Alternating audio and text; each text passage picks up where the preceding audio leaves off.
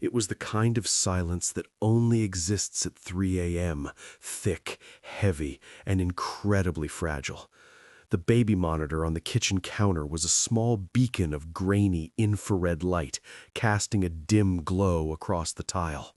Through the speaker, I could hear my wife Sarah's voice, a soft, melodic humming, the same lullaby she's used every night since we brought him home.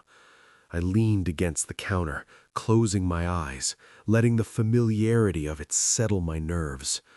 But then, a floorboard creaked behind me.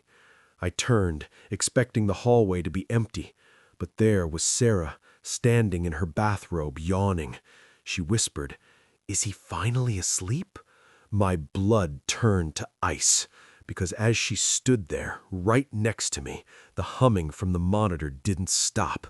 It just grew louder and went slightly off-key. It wasn't a recording. It was a throat vibrating with a sound that was trying and failing to be her. We didn't have time to scream before the house changed.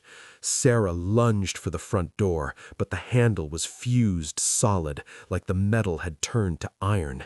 She tried to look out the window, but the glass was pitch black, as if someone had painted the night directly onto the pane from the outside. Then came the clicking, a sharp, rhythmic sound of bone hitting wood, moving steadily up the stairs.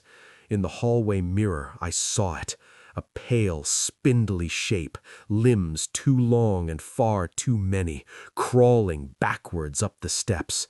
Its jaw hung open, unhinged, revealing rows of needle teeth that shimmered in the low light.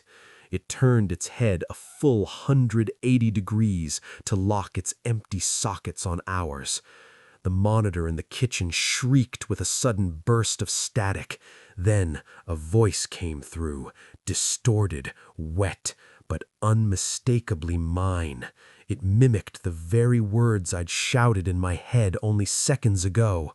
"I'm down there with the baby." The shadow on the ceiling lunged, and the last thing I heard was the sound of my own voice laughing as the lights went out.